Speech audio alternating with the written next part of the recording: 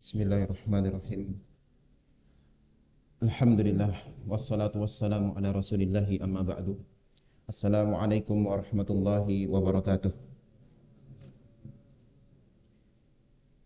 Alhamdulillahilladzi hadana lihadza wa ma kunna linahtadiya laula an hadana Allah. Asyhadu an la ilaha illallah wahdahu la syarika lah wa asyhadu anna Muhammadan abduhu wa rasuluhu sallallahu alaihi wasallam. Alhamdulillah, segala puji bagi Allah yang dengan nikmatnya kebaikan-kebaikan menjadi sempurna. Yang dengan nikmatnya niat-niat baik hamba dapat terlaksana. Salawat serta salam senantiasa tercurahkan untuk Rasulullah sallallahu alaihi wasallam. Hadirin jamaah sekalian di tempat yang semoga Allah berkahi ini, kita bersyukur kepada Allah Azza wa Jalla atas nikmat keimanan, nikmat Islam dan sunnah, nikmat kesehatan, nikmat hidayah taufik untuk bisa tetap menghadiri majelis ilmu, nikmat taufik bisa mendengarkan ujangan dan sebuah nasihat. Dan kita berharap kepada Allah Azza wa Jalla, hadirnya kita dalam mendengarkan sebuah ilmu adalah bagian daripada usaha kita untuk menempuh sebab-sebab yang dapat memudahkan kita menuju surga Allah Azza wa Jalla. Sebagaimana sebuah hadis yang sering kita dengar, man salaka tariqan yaltamisu fihi ilman sahhalallahu lahu tariqan ilal jannah. Barang siapa yang menempuh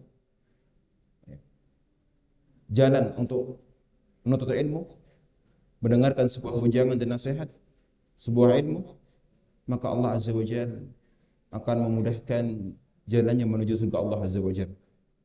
Dan menuntut ilmu adalah ibadah. Bahkan para ulama mengatakan afdhalul ibadat. Di antara ibadah-ibadah yang sangat mulia atau yang paling mulia adalah menuntut ilmu.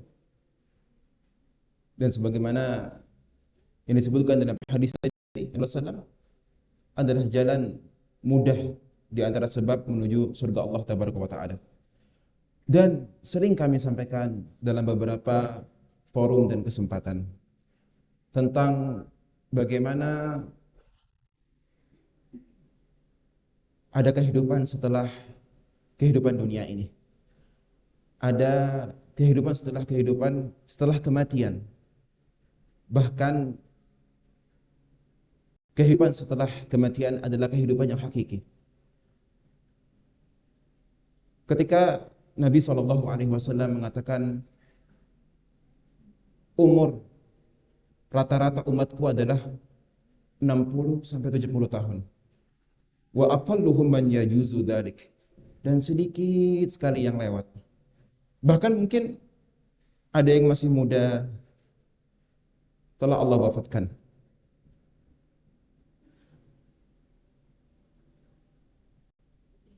Ada yang baru melihat dunia sudah Allah wafatkan. Oleh karenanya umur adalah modal kita. Dan tatkala Allah Azza wa Jalla memberikan kita kehidupan sampai detik ini adalah sebuah kenikmatan yang sangat-sangat kita syukuri. Dan tatkala kita menyadari ada kehidupan yang selama-lamanya, maka kita bersungguh-sungguh untuk menggunakan effort dalam memberikan terbaik sebagai seorang hamba dalam kehidupan ini. Tatkala saat dia mengerahkan effort usaha berbiasa untuk meraih kehidupan yang nyaman dalam kehidupan dunia ini, yang kita tahu mungkin tadi dikatakan antara 60 sampai 70 tahun. Atau mungkin ada yang 100 tahun lebih, tapi sedikit. Yang orang orang mengerahkan effort yang luar biasa untuk meraih kehidupan yang nyaman dalam kehidupan dunianya. Maka apakah kita tidak bisa mengerahkan effort yang sama atau bahkan harusnya lebih untuk memperjuangkan kenyamanan kehidupan yang selama-lamanya? Selama-lamanya. Kita nggak bisa bayangkan bagaimana kenikmatan itu dirasakan dalam waktu yang nggak ada batasnya, selama-lamanya. Dan kita juga nggak bisa merasakan dan membayangkan, na'udzubillah min dzalik, bagaimana siksaan itu selama-lamanya. Kalau kita ingin sabar, maka disinilah kehidupan ini, kesabaran itu. Karena kesabaran nanti setelah kehidupan kematian, kesabarannya nggak ada batasnya. Kita sabar sampai Allah wafat. Kami ulangi lagi bahwasanya tatkala kita bisa mengerahkan effort untuk kehidupan yang nyaman dalam kehidupan dunia ini, maka kita harus bisa lebih mengerahkan effort yang luar biasa untuk kehidupan yang selama-lamanya. Dan kita mengimani akan kehidupan akhirat. Dan itu termasuk rukun iman. Al-iman bil yaumil akhir. Iman kepada hari akhir. Dan kita yakini dengan seyakin-yakinnya kalau kita akan ke sana. Kalau benar-benar kehidupan hari akhir itu nyata. Oleh karenanya ada sebuah kitab yang bagus ya, yang ditulis oleh salah seorang ulama tentang al-iman bima ba'dal maut. Keimanan terhadap kehidupan setelah kematian. Hadirin yang semoga Allah muliakan, kita bersyukur juga terhadap nikmat Islam, akan keislaman kita. Kita bersyukur atas nikmat sunnah. Ketika kita berbicara nikmat Islam, dan kita harus hadirkan syukur itu dalam hati kita. Ternyata dari sekian hamba Allah Azza wa Jalla, ada yang menyembah matahari. Di antara mereka ada yang menyembah batu. Di antara mereka ada yang menyembah benda-benda mati. Atau menyembah makhluk. Allahu Akbar. Padahal mungkin mereka adalah orang-orang yang cerdas. Orang-orang yang intelektual. Memiliki kecerdasan yang mungkin kata orang-orang di atas rata. Akan tapi itu menghalangi dia untuk menyembah Rabb yang satu, Allah Azza wa Jalla. Itu menghalangi dia untuk beragama Islam. Subhanallah. Kita hadirkan dalam hati kita, alhamdulillah ala nikmatil Islam was sunnah. Dan kita juga harus mengulang-ulang doa agar Allah teguhkan kita di atas Islam ini sampai Allah wafatkan kita.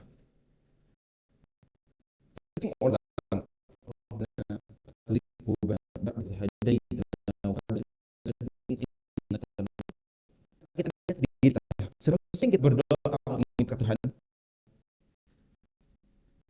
Kalau saat ini seolah-olah Tuhan di atas sunnah itu yang harus kita syukuri. Bahkan sebagian ulama mengatakan, atau para ulama kita mengatakan bahwasanya nikmat mengenal sunnah terlebih di zaman ini seperti mengenal Islam itu sendiri. Mengenal petunjuk, ajaran, metode, kehidupan, tata cara beragama sesuai dengan petunjuk sunnah Nabi SAW, kata para ulama, di zaman ini mengenal hal tersebut seperti mengenal Islam itu sendiri. Kalau dahulu di zaman Nabi SAW, mereka kaum muslimin merasa asing di tengah kaum musyrikin, di tengah orang-orang kafir. Saat ini kaum muslimin yang mengamalkan sunnah Nabi SAW, mereka asing di tengah kaum muslimin sendiri. Sehingga nikmat mengenal sunnah, petunjuk sunnah Nabi SAW adalah nikmat yang besar. Nikmat yang agung. Yang senantiasa kita hadirkan dalam hati kita. Kemudian lisan kita yang senantiasa berdoa agar Allah hidupkan dan matikan kita di atas Islam dan sunnah. Oleh karenanya ada testimoni yang menarik tentang nikmat mengenal sunnah, nikmat mengenal petunjuk, metode, cara beragama sesuai dengan petunjuk sunnah Nabi sallallahu alaihi wasallam. Ibnul Qayyim rahimahullah dalam Madarijus Salikin mengatakan tentang testimoni betapa merasakan tentang nikmatnya, nyamannya dan tenangnya tatkala mengenal petunjuk sunnah. Dakhaltu yauman ala ba'di ashabina. Suatu hari aku masuk menemui salah seorang dari sahabat kami. Wa qad hasala lahu wujdun abkahu. Dan aku mendapati dia sedang tampak terlihat seperti cemas, sedih, ya. Tidak tampak kegembiraan, akan tetapi ada rasa sepertinya ada sesuatu. Seakan-akan seperti orang yang menangis. Fasa'altuhu anhu, maka aku bertanya kepadanya. Maka dijawab, zakartu, aku tiba-tiba mengingat, ma mannallahu bihi alayya minas sunnah wa ma'rifatiha. Tiba-tiba aku teringat tentang nikmat yang Allah kasih buat aku dari kenikmatan mengenal sunnah wa ma'rifatiha, dan mengenal petunjuk-petunjuk yang ada di dalamnya, petunjuk sunnah. Wa takhallus min syubhil qaum, dan aku juga mengingat tiba-tiba bahwasanya kenikmatan petunjuk sunnah ini menjadikan aku at-takhallus min syubhil qaum, aku selamat dari syubhat pemikiran yang menyimpang dari sebuah kaum. Wa qawaidihimul batilah, dan aku juga mengingat ternyata petunjuk sunnah ini menyelamatkanku dari kaidah-kaidah yang batil, dari kelompok-kelompok yang menyimpang. Wa muwafaqatil aqlis sharih, dan ternyata aku juga mengingat ternyata petunjuk sunnah ini dia selaras dengan akal sehat. Wal fitratis salimah, dan selaras dengan fitrah yang selamat. Lima ja'a bihi Rasul sallallahu alaihi wasallam, dari apa-apa yang datang dari Rasul sallallahu alaihi wasallam. Fasarrani dzalika, itu yang buat aku merasa bahagia, hatta abkani, sampai membuat aku menangis. Subhanallah. Itu testimoni dari salah satu ulama kita tentang bagaimana beliau merenungi dan memahami dan menghadirkan dalam hatinya tentang bagaimana besarnya petunjuk sunnah ini. Dan tatkala kita berbicara tentang kenikmatan yang kita rasakan saat ini dari keislaman kita, dari petunjuk sunnah Nabi Muhammad SAW, ternyata tidak lepas dari jasa-jasa orang-orang yang mulia, jasa-jasa sebuah kaum yang pernah hidup berjuang bersama Nabi SAW. Siapa mereka? Para sahabat radhiyallahu taala anhum. Semoga Allah meridhai kita untuk bisa berkumpul bersama mereka nantinya. Ya, mereka para sahabat Nabi sallallahu alaihi wasallam. Bagaimana jasa mereka sangat besar sekali. Kita bisa merasakan nikmatnya Islam, keimanan, petunjuk sunnah Nabi sallallahu alaihi wasallam. Begitu tenangnya kita tatkala mendengar hadis-hadis Nabi sallallahu alaihi wasallam. Itu di antara perantaranya adalah lewat lewat para sahabat radhiyallahu taala anhum. Bagaimana para sahabat mereka berjuang dan mereka melihat langsung nabinya sallallahu alaihi wasallam berjuang ketika itu sallallahu alaihi wasallam. Mereka menyaksikan bagaimana wahyu itu turun. Subhanallah. Oleh karenanya sangat-sangat perlu untuk kita sering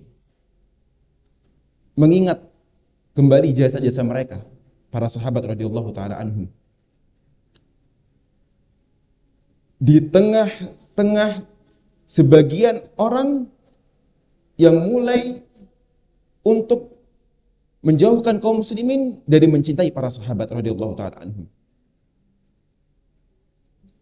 Kita akan mendapati mungkin sebagian kaum muslimin, sebagian orang memberikan perkataan-perkataan yang tidak pantas kepada para sahabat radhiyallahu taala anhum. Yang jika ditelusuri, mereka menginginkan untuk merusak Islam. Ketika mereka mencela Islam secara langsung, nggak bisa. Kaum muslimin akan melawan. Akan tetapi mereka berusaha untuk memberikan noda, celaan, perkataan-perkataan yang tidak pantas kepada mereka yang menjadi wasilah perantara petunjuk sunnah Nabi SAW, yaitu adalah para sahabat radhiyallahu taala anhum. Kita akan dapati dari kalangan orang-orang orientalis. Kita akan dapati dari mereka-mereka yang menisbatkan dirinya kepada Islam, akan tetapi memberikan noda merusak Islam dari dalam. Mereka mencela para sahabat Nabi SAW. Yang mereka inginkan adalah ingin membuat kaum muslimin tidak mencintai para sahabat, sehingga mereka meninggalkan apa-apa saja yang diriwayatkan dari para sahabat radhiyallahu taala anhum. Maka kita akan dapati sebagian orang akan mencela sahabat Abu Hurairah. Kita akan mendapati sebagian orang akan mencela ibunda Aisyah radhiyallahu taala anha. Na'udzubillah min dzalik. Dan oleh karena itu, para ulama kita mengatakan di antara prinsip akidah Ahlus Sunnah wal Jamaah adalah mencintai para sahabat radhiyallahu taala anhum. Di antara prinsip yang harus diketahui oleh seorang muslim, dan ini adalah prinsip akidah Ahlus Sunnah, adalah mereka memahami agama ini, mereka memahami dalil dengan pemahaman para sahabat radhiyallahu taala anhum. Kenapa gitu? Timbul pertanyaan, kenapa harus kita memahami agama Allah Azza wa Jalla dengan pemahaman para sahabat? Sebenarnya simpel. Meskipun para ulama kita menjelaskan tentang bagaimana keutamaan para sahabat, kenapa kita harus memahami agama ini melalui pemahaman para sahabat. Sebelum kita ke sana, sebenarnya simpel jawabannya. Mereka adalah kaum yang paling paham. Udah. Akal sehat kita itu menerima ketika dikatakan, ketika fitrah itu masih sehat, masih selamat. Tatkala dikatakan, kenapa kita memahami agama ini dengan pemahaman para sahabat radhiyallahu taala anhum? Karena mereka orang yang paling paham. Cukup kita untuk menerima itu. Pada dasarnya demikian. Ya, para sahabat radhiyallahu taala anhum, perlu kita untuk mengetahui keutamaan para sahabat. Banyak para ulama menulis sebuah karya-karya mereka tentang keutamaan para sahabat. Di antaranya Al-Imam Ahmad rahimahullah. Kitab karya beliau Fadailus Sahabah, keutamaan para sahabat Nabi. Di situ disebutkan riwayat-riwayat, hadis-hadis yang menjelaskan tentang keutamaan para sahabat. Begitu juga Imam Bukhari dan Imam Muslim. Imam Bukhari dalam Sahihul Jami', dalam sahihnya ada bab pembahasan tentang kitab Fadailin Nabi, Fadaili Ashabin Nabi sallallahu alaihi wasallam. Dalam kitab Fadail Ashabin Nabi sallallahu alaihi wasallam disebutkan yang pertama tentang hadis-hadis seputar keutamaan orang yang pernah bertemu dengan Nabi, kemudian dilanjutkan hadis-hadis tentang keutamaan Muhajirin, Ansor dan seterusnya. Di Sahih Muslim juga ada bab kitab Fadail Sahabah, yaitu keutamaan para sahabat Nabi.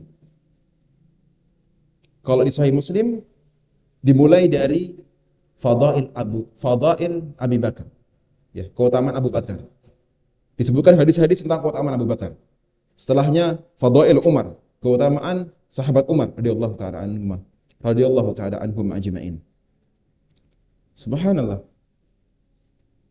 Ulama kita min qadimiz zaman ilal an, ya, dari dulu sampai sekarang mereka benar-benar memberikan perhatian dan menjelaskan kepada kaum muslimin tentang keutamaan sahabat Nabi, para sahabat radhiyallahu ta'ala anhum. Ya, para sahabat itu mereka enggak hanya faham bahasa Arab aja, tapi mereka menyaksikan Al-Quran diturunkan. Sehingga sangat lancang sekali ketika ada seseorang yang mengatakan, kita juga paham bahasa Arab. Enggak gitu. Mereka menyaksikan Al-Quran diturunkan. Maka sangat lancang sekali ketika ada orang mengatakan, kita juga punya pemahaman. Ya, sebagaimana para sahabat punya pemahaman. Enggak. Hati mereka tuh bersih. Para sahabat Nabi radhiyallahu ta'ala anhum. Dan mereka para sahabat Nabi radhiyallahu ta'ala anhum, mereka enggak lancang berbicara tentang Allah dan Rasulnya. Mereka para sahabat sosok kaum hamba-hamba Allah Azza wa Jalla yang suci hatinya, paling lembut dan paling bisa mampu merealisasikan keikhlasan.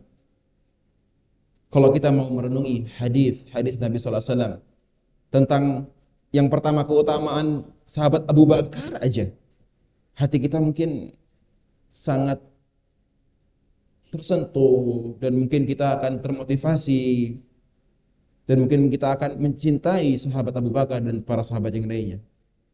Kalau kita merenungi hadis-hadis, kita kumpulkan hadis-hadis tentang keutamaan Abu Bakar, kita akan mendapati sahabat Abu Bakar radhiyallahu ta'ala anhu adalah sahabat yang paling paham dengan apa yang disampaikan oleh Nabi sallallahu alaihi wasallam dan dekat dengan Nabi sallallahu alaihi wasallam, sehingga kita dapati dalam banyak riwayat dikatakan Nabi sallallahu alaihi wasallam bersama Abu Bakar dan Umar. Nabi sallallahu alaihi wasallam bersama Abu Bakar dan Umar. Subhanallah. Dan sahabat Abu Bakar yang paling lembut hatinya. Dan sebagian ulama juga menjelaskan, mengatakan sahabat Abu Bakar mengungguli sahabat yang lainnya itu bukan karena banyaknya amalan, akan tetapi ada sesuatu yang luar biasa yang terpatri dalam hatinya dari amalan hati. Ini tentang sahabat Abu Bakar radhiyallahu ta'ala anhu. Ya, para sahabat radhiyallahu ta'ala anhum, mereka pernah menyaksikan Nabi sallallahu alaihi wasallam berjuang. Bagaimana mereka itu merasakan Nabi sallallahu alaihi wasallam merasakan kesedihan.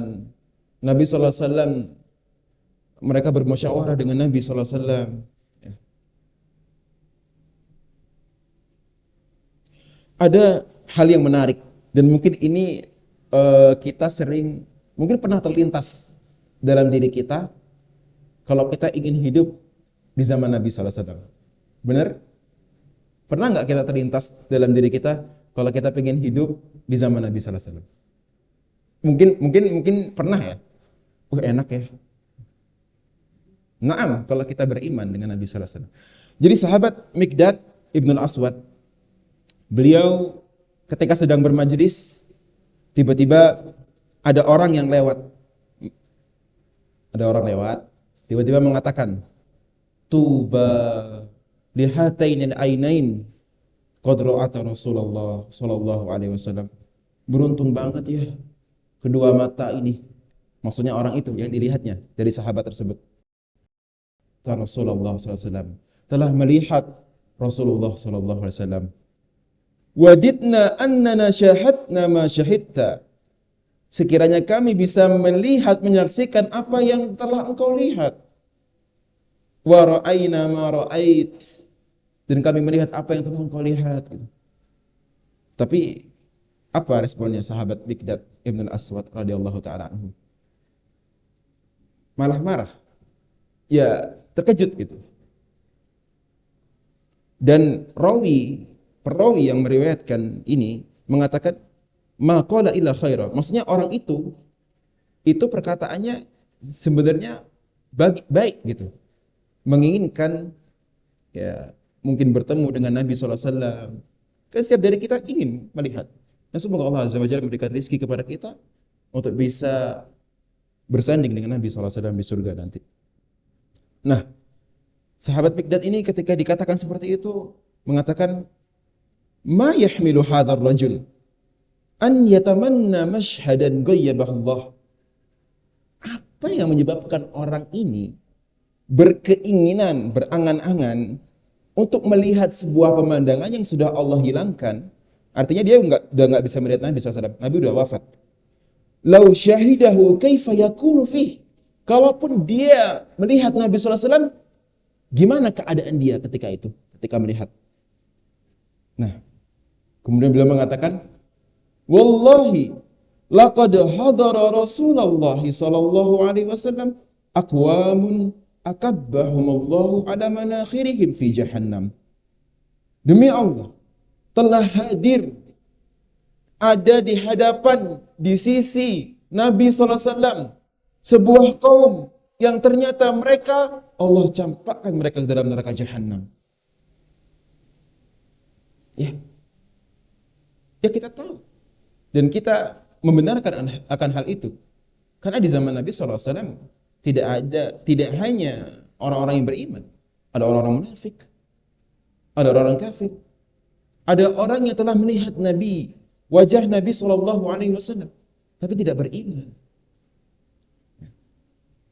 Lam yusaddiqu wa lam yujibu. Karena mereka yang tidak beriman itu mereka tidak membenarkan Nabi SAW, ya. Tidak menjawab seruan Nabi SAW. Awala tahmaduna rabbakum an takhruju wa la ta'rifuna illa rabbakum. Kenapa engkau enggak bersyukur, memuji Allah Azza wa Jalla?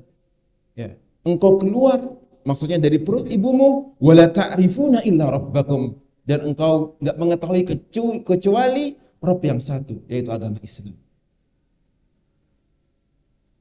Alhamdulillah. Setiap dari kita terlahir muslim ya. Kita dari lahir sudah muslim. Kenikmatan yang luar biasa. Kenikmatan yang harus kita hadirkan dalam hati kita. Alhamdulillah, ala hadhihi ni'mah al-'azimah.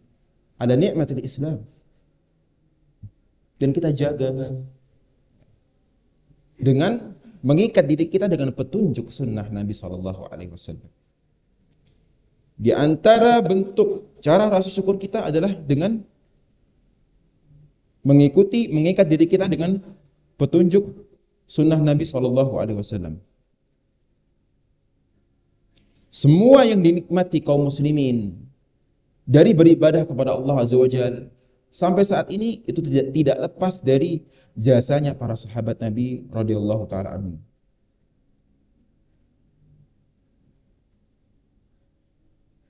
Hadirin jemaah sekalian yang semoga Allah Azza wa Jalla muliakan di tempat yang semoga Allah berkahi ini. Para ulama mengatakan ketika para sahabat menjadi kunci pintu dalam memahami agama ini, maka otomatis akan ada yang mencela. Ketika para ulama mengatakan para sahabat ini kunci pintu masuk untuk memahami agama Allah ini, memahami petunjuk sunnah, sehingga otomatis maka nanti akan ada yang mencela para sahabat radhiyallahu taala anhu. Para sahabat dijadikan sasaran celaan oleh sebagian orang. Ya, sebagaimana dikatakan, karena mereka tidak berani langsung untuk mencela Islam, sehingga mereka mencela yang membawa petunjuk Islam itu, yaitu para sahabat.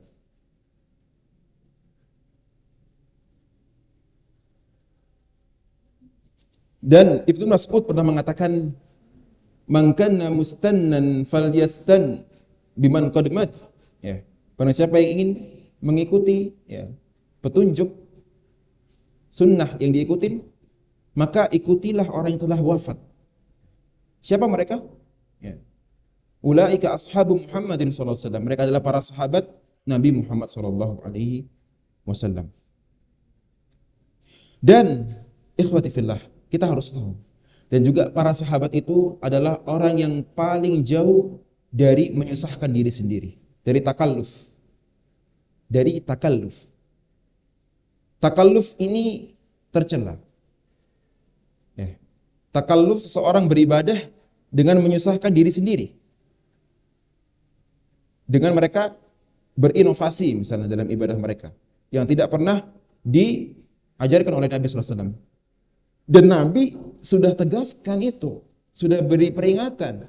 Nabi mengatakan sallallahu alaihi wasallam, halakal mutanatti'un. Ya, orang-orang yang menyusahkan diri mereka sendiri ya dalam beragama. Ad-dinu yusrun, agama ini mudah. Walan yushadad dina ahadun illa ghalabah.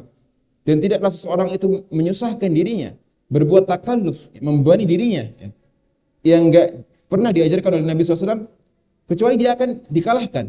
Ya. Maksudnya agama ini mudah, bukan berarti kita meremehkan agama. Enggak, bukan itu maksudnya. Akan tetapi, seandainya seseorang beribadah dengan mencukupkan dengan ajaran agama, dalil-dalil dari Nabi SAW, itu saja diamalkan, tanpa harus ditambah-tambahkan inovasi yang baru, yang tidak pernah diajarkan Nabi SAW, maka sebenarnya agama ini mudah.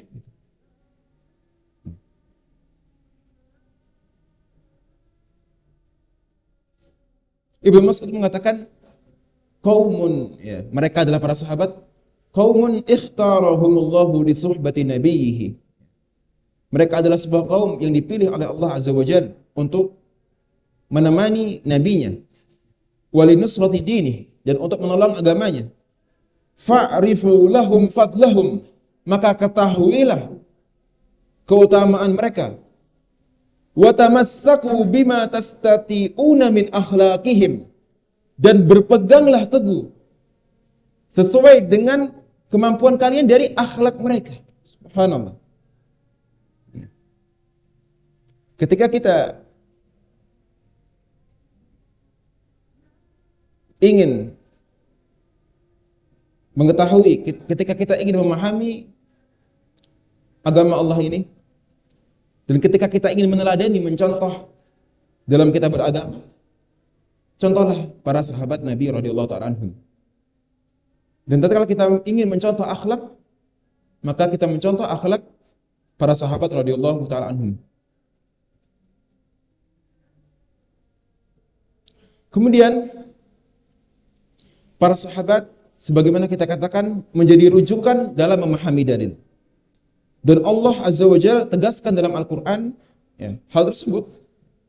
Dan diambil kesimpulan oleh para ulama, karena Allah Azza wa Jalla memuji mereka dalam Al-Quranul Karim. Maka para sahabat adalah udul. Artinya agama mereka tidak diragukan. Bukan berarti mereka tidak ada kesalahan, enggak. Mereka tidak maksum. Mereka ada kesalahan. Akan tetapi agama mereka tidak diragukan.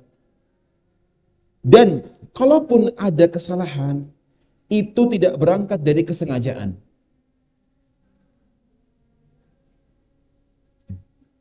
Sehingga para sahabat udul adalah agama mereka enggak diragukan lagi. Ya. Kalaupun ada kesalahan, itu tidak berangkat dari kesengajaan. Oleh karenanya, dalam ilmu hadis, dalam pembahasan ulama jarh wa ta'dil, yaitu ulama yang memberikan penilaian terhadap sebuah rawi yang meriwayatkan sebuah hadis apakah dia thiqah, dipercaya, apakah dia perawi yang lemah. Ketika selain dari para sahabat, mungkin mereka mengomentari, fulan thiqah, dipercaya. Fulan dhaif, lemah. Fulan matruk, ditinggalkan hadisnya. Tapi kalau sudah para sahabat, udul. Ya. Enggak ditanyakan lagi gitu. Karena mereka tidak mungkin berdusta atas nama Nabi sallallahu alaihi wasallam radhiyallahu taala anhum.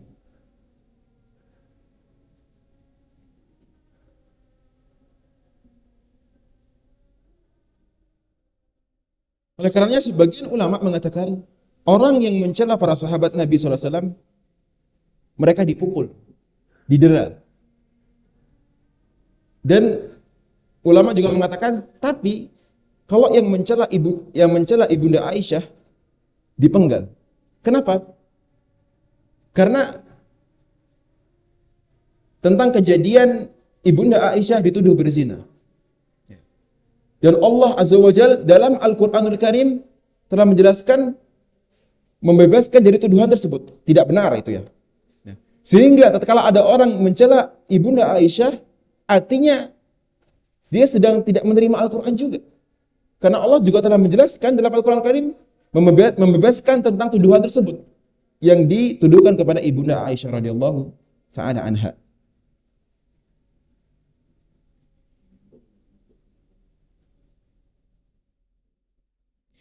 Dan ketika Allah Azza wa Jalla berfirman, "Was-sabiqunal awwalun minal muhajirin wal ansar walladzina ittaba'uuhum bi ihsan." Ya. Orang-orang yang awal dari muhajirin dan ansar dan yang mengikuti mereka dengan baik ya.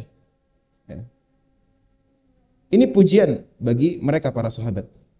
Oleh karenanya Al-Qurtubi mengatakan, "Hadhil ayah dalilun ala wujubi mahabbatis sahabah." Ayat ini menunjukkan wajibnya mencintai para sahabat radhiyallahu taala anhum. Baik. Mungkin kita adzan dulu, setelahnya kita akan sebutkan poin-poin yang harus kita yakini tentang kedudukan para sahabat Nabi radhiyallahu taala anhum. Baik. Alhamdulillah alladzi waffaqana li ta'atihi wa arsyadana ila sabili jannatihi. Wassalatu wassalamu ala man kana yubalighu risalati amma ba'd. Hadirin jamaah sekalian yang semoga Allah muliakan di tempat yang semoga Allah berkahi ini. Akidah Ahlus Sunnah. Ada beberapa poin terkait kedudukan para sahabat Nabi radhiyallahu taala anhum. Yang pertama, wajib bagi kita untuk mencintai para sahabat Nabi radhiyallahu taala anhum. Karena mereka adalah sebuah kaum yang Allah Azza wa Jalla sendiri puji, begitu juga nabinya Muhammad sallallahu alaihi wasallam. Poin yang kedua, akidah Ahlus Sunnah terkait kedudukan para sahabat adalah meyakini mereka adalah udul, ya. Kita katakan agama mereka ya maksimal. Tidak dipertanyakan lagi. Bukan berarti tidak ada kesalahan, bukan. Karena mereka tidak maksum, akan tetapi sebagaimana disampaikan di awal, adapun kesalahan tersebut tidak berangkat daripada kesengajaan. Dan biasanya langsung ada teguran.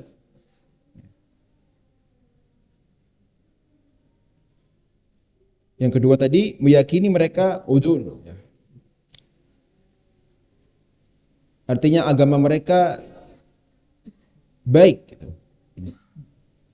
Yang ketiga, di antara poin akidah Ahlus Sunnah terkait kedudukan para sahabat adalah menjaga lisan dan hati kita dari berprasangka buruk terhadap para sahabat. Ya, tidak boleh bagi kita mencela atau berprasangka buruk kepada para sahabat Nabi radhiyallahu taala anhum.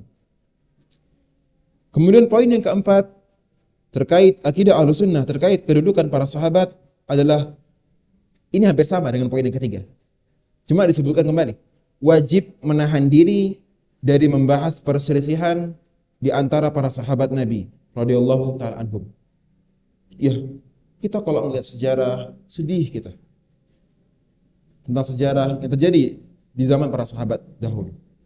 Akan tetapi tidak boleh bagi kita berprasangka buruk. Tahan lisan kita jadi mengucapkan kata-kata yang tidak pantas kepada para sahabat.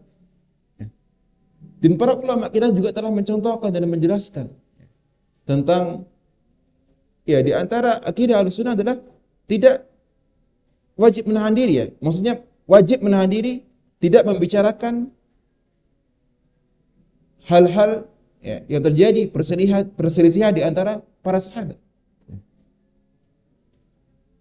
Wajib menahan diri dari membahas perselisihan di antara para sahabat.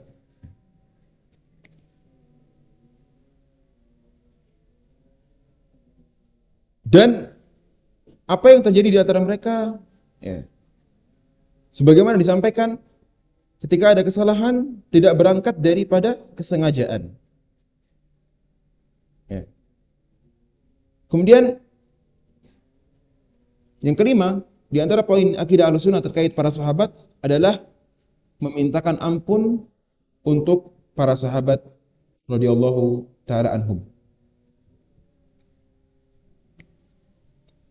Oleh karenanya Ibunda Aisyah pernah mengatakan, "Umirtum an tastaghfiru li ashabin Nabi sallallahu alaihi wasallam." Kalian ini diperintahkan untuk memintakan ampunan untuk para sahabat Nabi sallallahu alaihi wasallam. Wa sababtumuhum, tapi kalian mencela para sahabat. Wa inni sami'tu nabiyakum yaqul, sesungguhnya aku mendengar nabi kalian mengatakan, lan tadhhaba hadhihi al-ummah hatta yal'ana akhiruha awwalaha. Umat ini tidak akan, maksudnya berantakan atau hilang, pergi sampai orang generasi akhir mencela generasi awal, generasi para sahabat.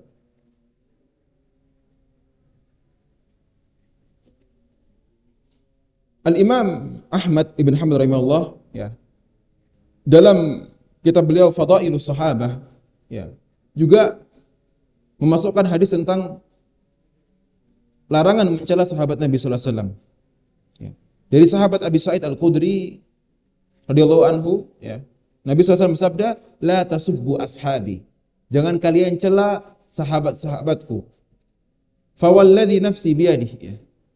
Lau anna ahadakum anfaqa mithla Uhudin dhahaban ma adraka mudda ahadihim wala nasifahu. Seandainya demi jiwaku yang berada di tangannya, sesungguhnya jika salah seorang di antara kalian yang menginfakkan sebesar gunung Uhud emas, ma adraka mudda ahadihim wala nasifahu, itu enggak menyamai mud yang mereka infakkan, bahkan setengahnya. Kata Nabi SAW, kalaupun ada orang yang berinfak, bersedekah sebesar gunung Uhud, siapa yang punya emas sebesar gunung Uhud? Kalaupun ada, dia bersedekah sebanyak itu enggak menyamai sedekahnya sahabat sebesar mud atau setengahnya. Subhanallah. Ini menunjukkan keutamaan para sahabat radhiyallahu taala anhum.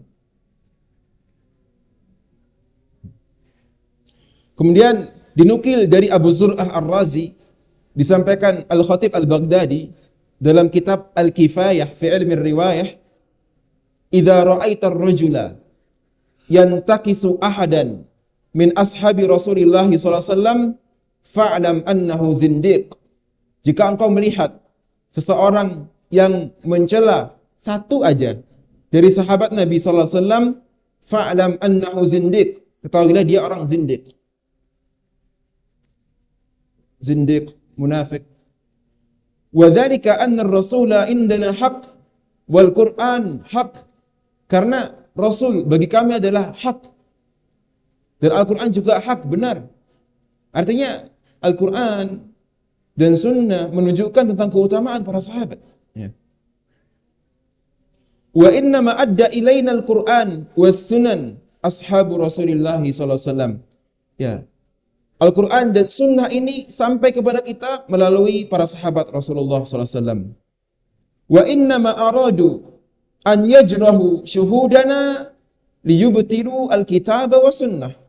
Sesungguhnya mereka ingin memberikan noda, celaan kepada para sahabat liyubtilul kitab wa sunnah, untuk mereka membatalkan, hakikatnya mencela Al-Quran dan Sunnah. Fal jarhu bihim aula, sesungguhnya celaan itu sebenarnya bagi mereka. Wahum zanadiqah, mereka orang-orang zanadiqah, zindiq.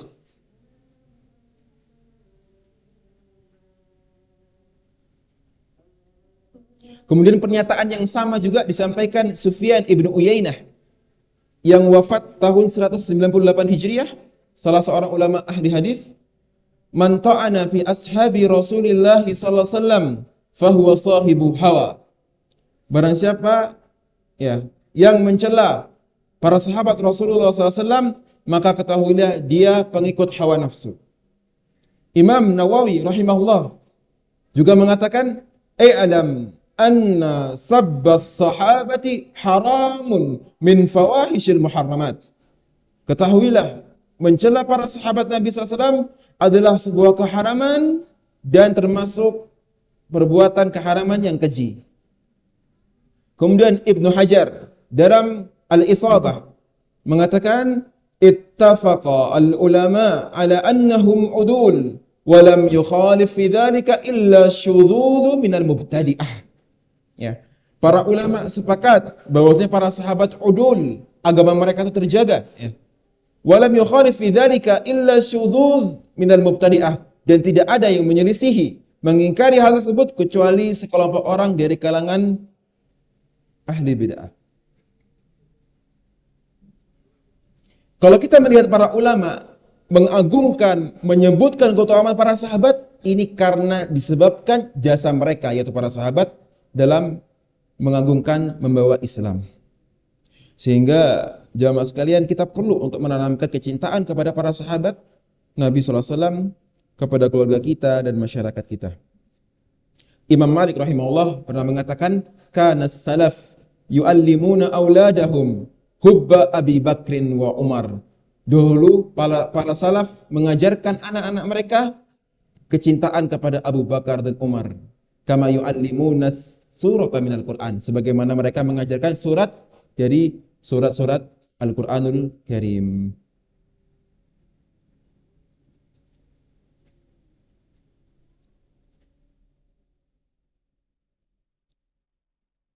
Kalau kita boleh meringkas, dan sebenarnya banyak dari dalil-dalil maupun perkataan para ulama tentang keutamaan para sahabat radhiyallahu taala anhum. Dan sering sekali dikaitkan dan disampaikan bahwasanya kita dalam beragama memahami Al-Quran dan Sunnah, hadis-hadis Nabi SAW melalui pemahaman para sahabat. Ya. Kenapa wajib bagi kita memahami Alkitab wa Sunnah dengan pemahaman para sahabat? Dan ini sering disampaikan oleh para ulama kita. Ya. Di antaranya sebenarnya kita sudah sebutkan tadi. Ya. Kita sebutkan kembali, annahum khairu hadhil ummah. Mereka sebaik-baik umat.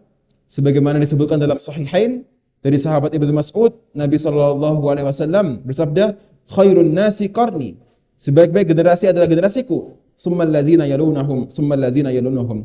Kemudian generasi setelahnya dan generasi setelahnya. Kemudian kenapa kita memahami agama ini, Al-Quran dan Sunnah sesuai pemahaman para sahabat? Karena annahum a'maku hadhihi al-ummati ilman wa aktsaruha fiqhan wa aqalluha takallufan wa abarruha quluban. Karena mereka para sahabat adalah yang paling dalam pemahamannya, paling luas pengetahuannya, dan sedikit mereka takalluf. Tadi kita sudah jelaskan ya, apa makna takalluf. Artinya takalluf seseorang menyusahkan diri mereka sendiri. Dan itu tidak ada di sifat para sahabat. Artinya mereka, para sahabat, mendapatkan petunjuk Nabi SAW seperti ini, mereka kerjakan. Tidak mereka berinovasi dalam beragama. Ya. Itu takalluf. Ketika seseorang berinovasi dalam beragama, mengerjakan sesuatu yang tidak dicontohkan, itu telah menyusahkan dirinya. Dan itu tidak ada pada para sahabat. Dan para sahabat hati mereka paling bersih, paling bertakwa. Oleh karenanya disebutkan juga dalam Ibnu Mas'ud, "Man kana minkum muta'assiyan falyata'assa bi ashabi Muhammadin sallallahu alaihi wasallam." Barang siapa ingin mencontoh, maka contohlah para sahabat Nabi sallallahu alaihi wasallam.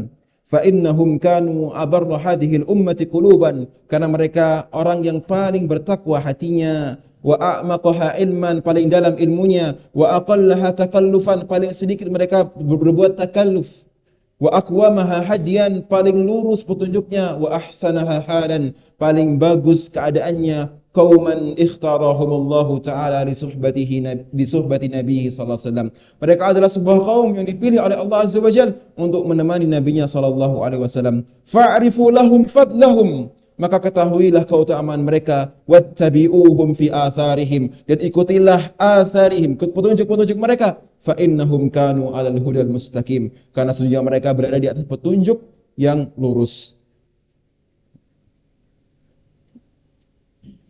Baik. Mungkin itu saja yang bisa kami sampaikan pada pertemuan yang semoga Allah berkahi ini.